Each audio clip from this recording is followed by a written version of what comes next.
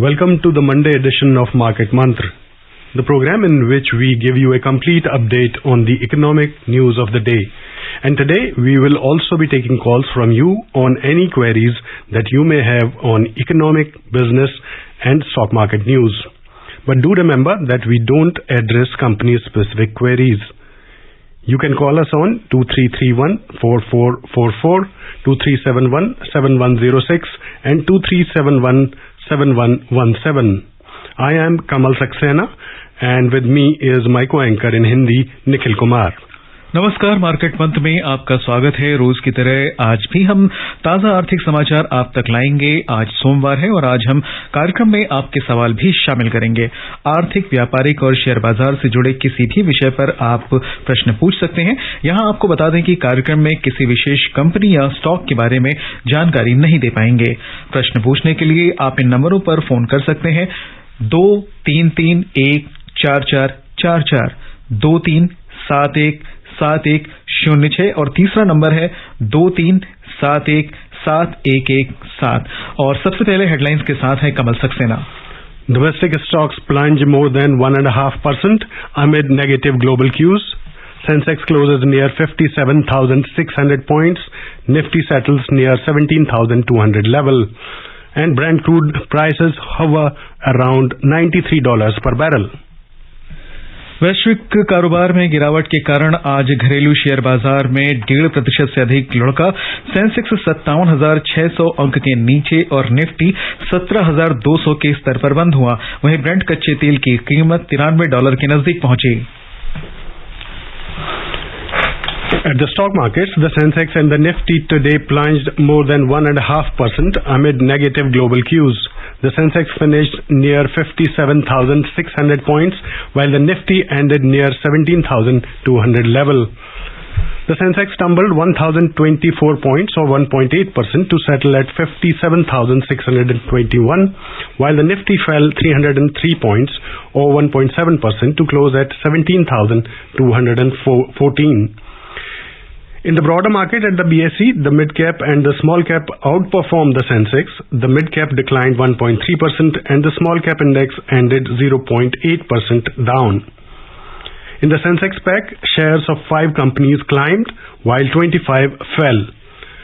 Power Grid was the top gainer as it surged 1.9%, followed by NTPC, which added 0.7%. Tata Steel and SBI both rose 0.6% each. On the other hand, HDFC Bank lost 3.7% and Larsen & Toubro and Bajaj Finance both declined 3.2% each. Bajaj Finserv slipped 3%. Sectorally, 3 indices gained and 16 indices declined. Utilities climbed 1% and power sector index added 0.7%. But finance lost the most as it fell 2.3%, capital goods index plunged 2.1%, BankX declined 1.9% and telecom tumbled 1.7%. The overall breadth of the BSE trade was negative as shares of 1,371 companies gained while 2,149 fell. Shares of 130 companies remained unchanged. वैश्विक रुझानों में नुकसान के चलते आज घरेलू share बाजार में सेंसेक्स और निफ्टी दोनों ही 1.5% से अधिक नीचे आ गए। सेंसेक्स आज 57,600 के आसपास बंद हुआ, जबकि निफ्टी 17,200 के स्तर पर बंद हुआ। बॉम्बे स्टॉक एक्सचेंज का सेंसेक्स आज 1,024 अंक यानी 1.75% घटकर 57,621 पर पहुंचा। वहीं नेशनल स्टॉक एक्सचेंज का निफ्टी 303 अंक यानी 1.73% गिरकर 17,214 पर दर्ज हुआ। और तमाम बातों पर चर्चा करने के लिए हमारे साथ आज के आर्थिक विशेषज्ञ हरवीर सिंह जी फोन लाइन पर हमारे साथ जुड़ चुके हैं। हरवीर जी, कार्यक्रम में आपका बहुत बहुत स्वागत है। शुक्रिया। And there is a caller from Mumbai, Piali. Piali, can you ask your question, please? Please go ahead. Sir. Yeah. Thank you. Sir, my question is that these new age apps like Olimtrade, etc., what is the difference on trading on these and from a regular Demat account? And what is the risk profile if one was to use these? Harveer ji, Repeat your question. This was not so clear to me. Hello. She was basically asking about these new apps which are coming with IPOs and the resultant downslide in their valuations. Basically this new new technology companies and their IPOs, they're taking money from the market, basically raising money from the market. Yep. Yes, I think these new companies, new economy companies who raised a lot of money from the stock market through IPOs, disappointed investors because valuation and the price of the stock basically they raised the money and listed and now at the current level is a huge difference, and in some cases there is a 50% loss to the investors on which they bought the stocks. So now I think SEBI also changing some rules on this, but this is a critical point when all these companies have basically huge investment from the investors, particularly funds. So and they're incurring losses, continuously incurring losses in the last few years. So I think this is my opinion that there should be a rule like earlier. When any company is in a profit for continuously for 3 years, then they are allowed to enter the market. These companies are playing on the gross market value, so merchandise value, and the valuation is very high in some cases. And now many of them entered in the stock market and raised money, and investors suffered. Jaipur से जितेंद्र हमारे साथ phone line पर जुड़ चुके हैं। Hello Jitendra, आपका प्रश्न पूछिए। हाँ, हेलो जी, आपका प्रश्न। हाँ, मतलब जैसे मैंने पिछले बार फिजिकल डिफेंस के बारे में पूछा था, मतलब राजकोषीय घाटा, तो बताया गया था कि जैसे बजट के बाद वो तो बहुत पता चल लगता है, तो इस बार कितना है? पिछली बार तो हमको बताया गया था 7% और 12% था, तो कौन सा अच्छा है, मतलब बढ़ते हुए क्रम में या घटते हुए क्रम में? जी हरवीर जी, देखिए जब बजट बनता है तो उसका एक इकोनॉमिक्स होता है बजट का। सरकार जैसे बजट बनाया 39 लाख करोड़ का, अब उसमें देखना है कि उनकी अर्निंग कितनी है सरकार की, और तो उस अर्निंग के अलावा जो बाकी जो गैप होता है उसको हम डेफिसिट बोलते हैं। बट उसमें एक तो टैक्स रेवेन्यू होता है, नॉन टैक्स रेवेन्यू होता है, और नॉन टैक्स रेवेन्यू में जो इंटरेस्ट इनकम है या फिर डिसइन्वेस्टमेंट इनकम है, उस तरीके की चीजें होती है। लेकिन जो सरकार मार्केट से बोरोइंग करती है, जो उसके कमाई का हिस्सा नहीं होता, उसको फिर हम लोग फिस्कल डेफिसिट बोलते हैं। तो फिस्कल डेफिसिट का बढ़ना अच्छा नहीं माना जाता, क्योंकि मार्केट में बोरोइंग बढ़ती है और कंपटीशन बढ़ता है। जब गवर्नमेंट मार्केट से बोरो करती है तो दूसरे बोरोवर्स के लिए भी कंपटीशन बढ़ता है। तो जाहिर सी बात है, अभी अनयूजुअल टाइम है और शायद 6.9% ऑफ जीडीपी था, और इसको अभी बजट में घटा करके जो आगे का टारगेट है इससे कम किया गया है। जाहिर सी बात है कि अगले कुछ वर्षों में इसे ग्रेजुअली कम करके 4.5% पर लाने का लक्ष्य वित्त मंत्री ने बजट में अनाउंस किया है। तो फिस्कल डेफिसिट के एक पॉइंट ये भी है कि जिस तरीके के अभी परिस्थितियां हैं उसमें सरकार को ज्यादा खर्च करना पड़ रहा है, और इकोनॉमिस्ट का एक बड़ा वर्ग मानता है कि ऐसी परिस्थितियों में फिस्कल डेफिसिट के बढ़ने की चिंता न करते हुए सरकार को खर्च करना चाहिए, जिससे इकोनॉमी का साइकिल बना रहे और ग्रोथ मोमेंटम कंटिन्यू रहे। Abhijit is calling from Mumbai. Abhijit, ask your question, please. Sir good evening, मैं अभिजीत बात कर रहा हूँ मुंबई से। सर, घर लेने के लिए पीएफ से पैसा निकालना उचित है या क्या है, उसके बारे में मुझे थोड़ी जानकारी चाहिए। देखिए, जाहिर सी बात है, आपका ये कहने का मतलब है कि आपके पास अभी उतना रिसोर्सेज नहीं है जो आप घर खरीद सकें। तो उसके लिए आपके पास दो ऑप्शन है, या तो ये है कि आप बोरो करें मार्केट से, जो है बैंक से फाइनेंस कराएं उसकी, और या फिर आप जैसे आप कह रहे हैं पीएफ का पैसा निकालें। पीएफ का पैसा का एक बेनिफिट ये है कि उसमें जितनी इंटरेस्ट इनकम है वो आपको टैक्स फ्री मिलती है, और जाहिर सी बात है कि ये आपका फ्यूचर का फाइनेंशियल सिक्योरिटी का पैसा है आपका पोस्ट रिटायरमेंट के लिए। तो if you have capacity to pay interest on loan, तो आपको जैसे कि आजकल तो जो लोन है वो काफी सस्ते अवेलेबल है, और जो पीएफ पर जो इंटरेस्ट मिल रहा है उसके सस्ते में लोन अवेलेबल है, और उसमें आपको टैक्स बेनिफिट भी मिलता है। जो है आपका इंटरेस्ट पेमेंट जो आप होम लोन जो करते हैं और जो प्रिंसिपल है उसके ऊपर भी।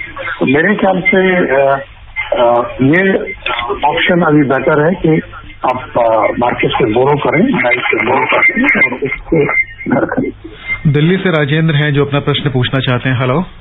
हाँ, बोल रहा हूँ मैं। जी, आपका प्रश्न। हाँ, नमस्ते। कुछ टीवी चैनल्स पे एक ऐड आता है कि अगर किसी फंड में 1 साल तक पैसा रखा रहता है तो वो इन्वेस्टर फंड में ट्रांसफर हो जाएगा। इसका कोई अंदाजा है? ये कौन सा फंड है? क्या तो पैसा है?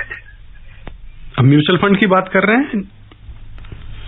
आई थिंक वो फोन नहीं, ये तो देखिए किसी एडवर्टीजमेंट को लेकर के ये अभी कंक्लूजन निकालना जीरो से दोनों कि क्या एडवर्टीजमेंट है, तो उसमें शायद वो अनक्लेम्ड मनी की बात कर रहे होंगे कि अगर कोई म्यूचुअल फंड में या कोई इन्वेस्टमेंट ऐसा है जो कि अनक्लेम्ड है, कोई उसको क्लेम नहीं कर रहा है, एक सर्टेन पीरियड के बाद वो इन्वेस्टर फंड में चला जाता है, तो इट इज लाइक दैट मेरे ख्याल से। We have Gaurav from Ghaziabad. Gaurav, ask your question. You are on. हरवी जी नमस्ते। सर, ये फर्टिलाइजर की शॉर्टेज इस साल क्यों हुई है? इस साल कुछ ज्यादा ही हुई है और बहुत प्रॉब्लम हुई है, तो क्यों हुई? पिछले साल कई सालों से तो ऐसी कोई नौबत नहीं आती थी, इस साल ज्यादा क्यों हुई?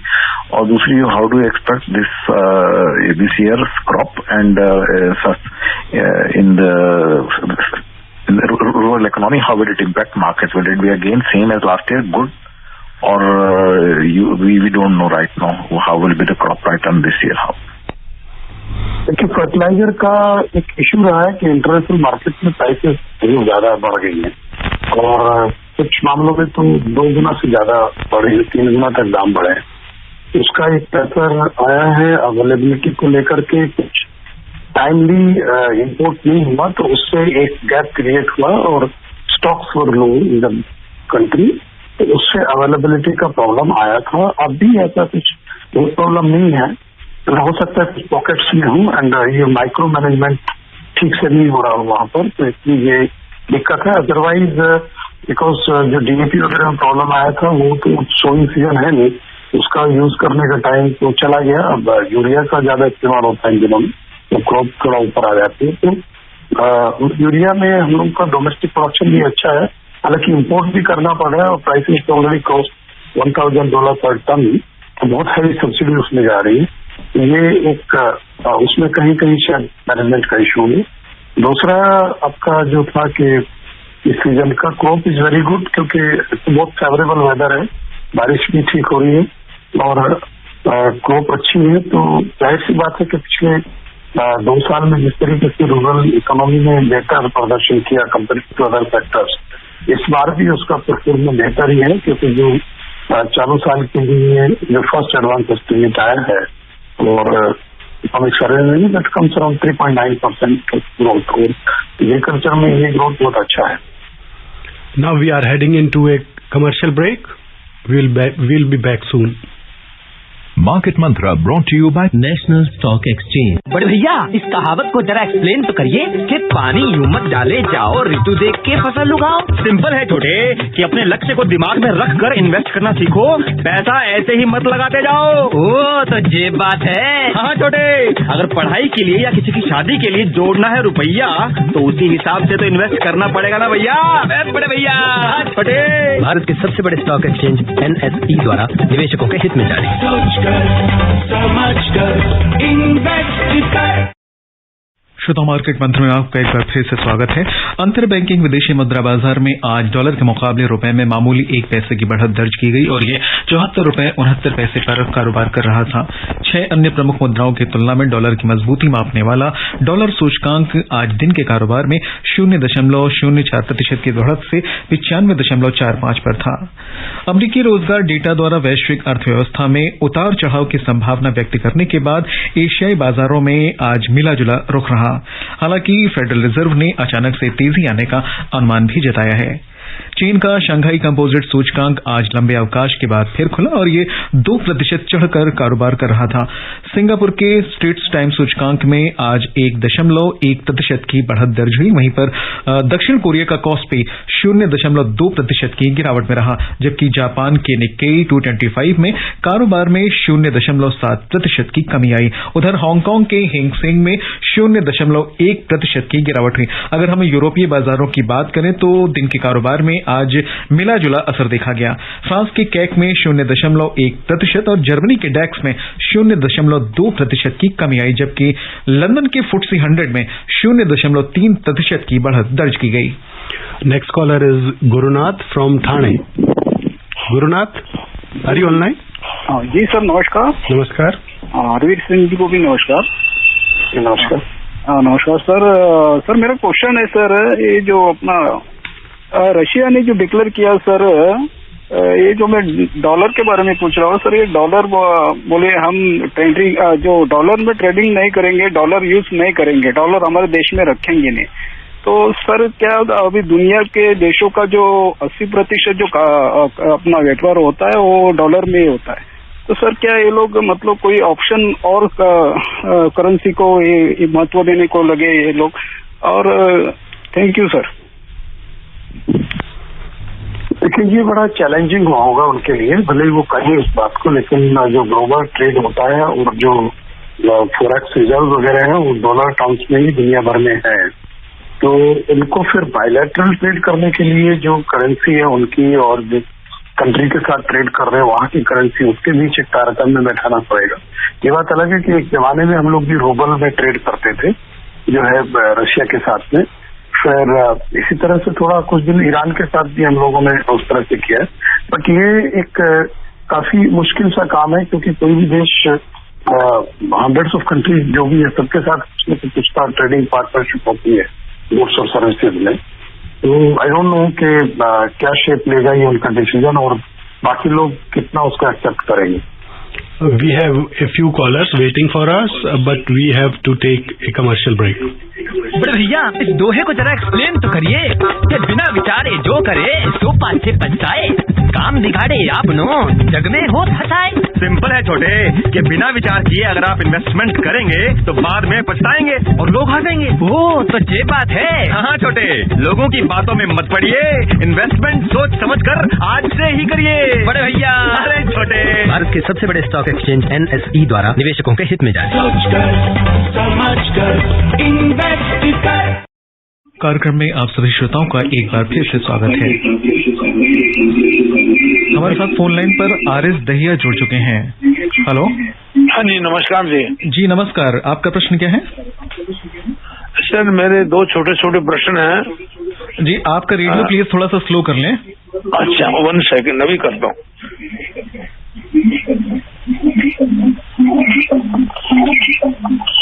जी आपका प्रश्न पूछिए।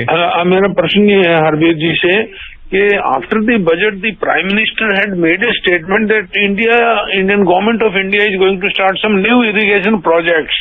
I wanted to know that these will be in which states, which rivers, and the time frame for completion of these projects. And second question is, what are the major reasons of today's fall in the market? जी देखिए, ये उनका statement है, अभी तो कुछ clarity उसमें जब आएगी जो प्रोजेक्ट्स, बिकॉज प्रोजेक्ट्स का डिटेल सामने आएगा तो बता पाएंगे। जाहिर सी बात है कि गवर्नमेंट का फोकस है कि इरिगेशन का जो कवरेज है उसे बढ़ाया जाए, और एक तो बड़ा जो केन-बेतवा का रिवर लिंकेज प्रोजेक्ट है उससे एक बूस्ट आएगा, प्लस कुछ नदियां जो साउथ की हैं उनका भी लिंकेज को लेकर के कुछ स्टडी करने का अनाउंसमेंट किया गया है, तो इट इज इन कंटिन्यूटी। उसके अलावा जो वाटरशेड मैनेजमेंट है और प्रधानमंत्री सिंचाई योजना है उसके तहत भी प्रोजेक्ट के लिए फंड्स दिया जाता है। तो बट जब तक ये साफ तौर से अनाउंसमेंट नहीं होता which are the exact project तभी हम लोग कुछ बता पाएंगे। मार्केट का फॉल देखिए, उसके पीछे सबसे बड़ा रीजन है कि जो इन्फ्लेशनरी प्रेशर है ग्लोबली उसको जो सेंट्रल बैंक्स हैं वो उसको महसूस कर रहे हैं, और जो इंटरेस्ट रेट का इंक्रीज होने का जो चांस है वो लगातार बना हुआ है। उसमें जो बैंक ऑफ इंग्लैंड ने तो पिछले हफ्ते रिवाइज भी किया 0.25 से 0.5 तक का जो है। अब ये लग रहा है कि जो फेडरल बैंक है, यूएस फेड जो है, वो शायद थोड़ा जल्दी उसमें बढ़ोतरी कर सकता है। बाकी सेंट्रल बैंक भी चिंतित है क्योंकि इन्फ्लेशन का प्रेशर बहुत ज्यादा है। तो दूसरे हमारे मार्केट से अभी जो 2022 में मोर देन 35,000 करोड़ का एग्जिट किया है एफपीआई एनएफआई ने। तो उसका रीजन ये है कि अगर ये मनी टाइपिंग पॉलिसी आएगी तो अपॉर्चुनिटी वो लोग बाहर देखेंगे अपने लोकल लेवल पर, इंटरेस्ट रेट अगर बढ़ता है तो इसमें मार्केट खासतौर से एमर्जिंग इकोनॉमी के जो मार्केट्स हैं वो अनअट्रैक्टिव होने लगता है। तो ये एक सेलिंग प्रेशर बड़ा मार्केट के ऊपर आता दिख रहा है। दूसरा जियो पोलिटिकल इश्यू भी है, जो टेंशन है जिससे एनर्जी प्राइसेस भी बढ़ती जा रही है। तो ये मेनली फैक्टर्स इसके पीछे है। Ravi Narayan is online from Bhilai. Ravi, can you ask your question? Yeah. Actually, my question is, of late, the retail investors have increased in the share market. And ये ठीक है कि सेबी है और regulatory authority है, लेकिन हर कोई उतना एफ्लुएंट नहीं है कि वो सेबी को अप्रोच करे और अपने जो ग्रीवेंस है उसको रिड्यूस कर सके। रेरा के लाइंस में म्यूचुअल फंड के लिए स्पेसिफिकली कोई रेगुलेटरी अथॉरिटी का ये जो फाइनेंशियल आका हैं वो लोग इस तरफ कुछ सोच रहे हैं क्या? कोई और पैरेलल रेगुलेटरी अथॉरिटी रहे? जी देखिए, इसमें financial market there can not be multiple regulator for one sector.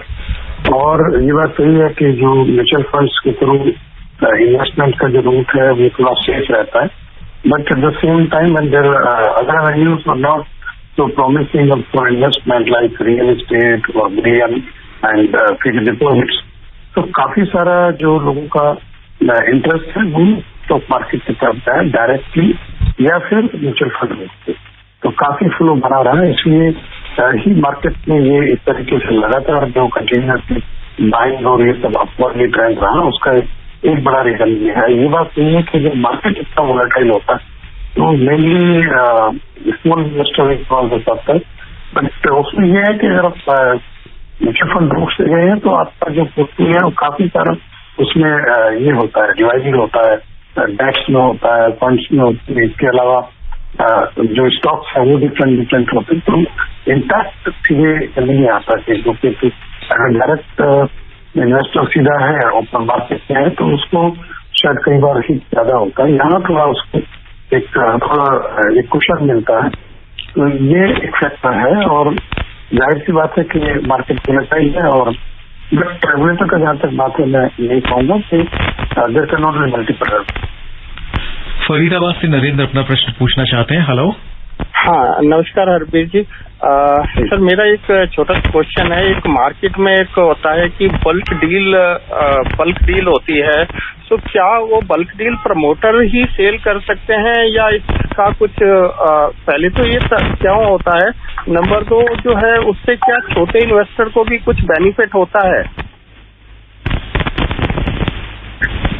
देखिए, जाहिर सी बात है कि छोटा इन्वेस्टर तो उस तरीके से बल्क डील कर नहीं पाता है, तो और उसका जो है जो जिस तरीके से अलाउ है मार्केट में जो नॉर्म्स के तहत यही एक हो पाता है जो है।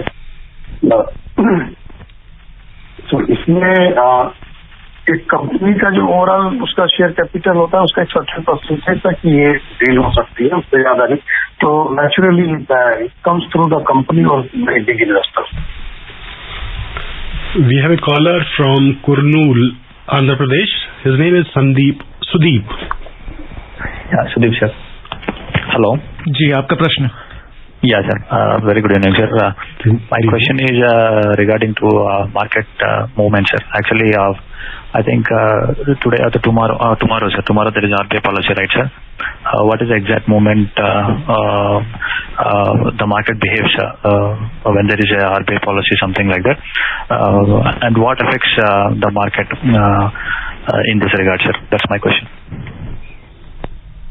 I think that market is also closely watching what kind of call this policy committee takes about rates and whether the stance will remain continuing accommodative, their growth is the main objective, or it will also look into this inflationary thing. So I think market will be cautious because the global clues are not very positive on that front. There are a few callers waiting for their calls to be taken. We request them to just wait for a commercial break. After the commercial break, we will take their calls. बड़े भैया इस कहावत को जरा explain तो करिए कि पानी यूं मत डाले जाओ ऋतु देख के फसल उगाओ। सिंपल है छोटे कि अपने लक्ष्य को दिमाग में रख कर इन्वेस्ट करना सीखो, पैसा ऐसे ही मत लगाते जाओ। ओ तो ये बात है। हाँ छोटे, अगर पढ़ाई के लिए या किसी की शादी के लिए जोड़ना है रुपया तो उसी हिसाब से तो इन्वेस्ट करना पड़ेगा ना भैया। बड़े भैया छोटे। भारत के सबसे बड़े स्टॉक एक्सचेंज NSE द्वारा निवेशकों के हित में जारी।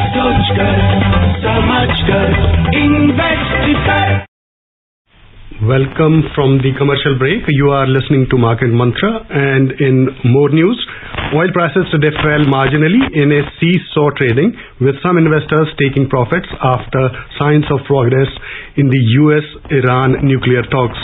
However, some investors kept their bullish sentiment up amid rising consumption and ongoing supply constraints. In intraday trade, Brent crude was trading around $93 per barrel, while US crude prices were at $91.50 per barrel. Harveerji, the crude prices have gone beyond $93, particularly the kind of crude that India uses, Brent crude. So the prices are really steep now. How is it going to affect our whole economy? It's not good for individual and the economy because we import a lot, more than 85% of our requirements we met through the import of the crude oil, and this is our main resource for energy. So that's why let us see. There are two options: either the government reduce the taxes, or companies supposed to raise the price. So and directly it will hit the consumers, and it will have some inflationary pressure. Already we are struggling with the inflation, higher inflation. So it will also add that. At the same time, we have to spend more forex for buying oil. So it will also have some relation on basically the value of rupee. Multi commodity exchange के अप्रैल के वायदा कारोबार में सोना आज 190 रुपए की बढ़त के साथ कारोबार कर रहा था और 48,110 रुपए प्रति 10 ग्राम के स्तर पर दर्ज हुआ। वहीं चांदी मार्च के वायदा कारोबार में 960 रुपए के उछाल के साथ 61,810 रुपए प्रति किलोग्राम के स्तर पर दर्ज हुई। वैश्विक बाजारों की बात की जाए तो सोना उछाल के साथ $1,814.10 प्रति ऑन्स के स्तर पर रहा, जबकि चांदी भी बढ़त से $22.90 प्रति ऑन्स के स्तर पर दर्ज हुई। हरवीर जी, बहुत ही कम शब्दों में इस पर आप कुछ नजर डालें। ये गोल्ड प्राइसेस को लेकर जी जी जी, जाहिर सी बात है कि gold is also one of the option for investment, and if other options are not going in your way to have prospect make money, then some investors move for the bullion also like gold.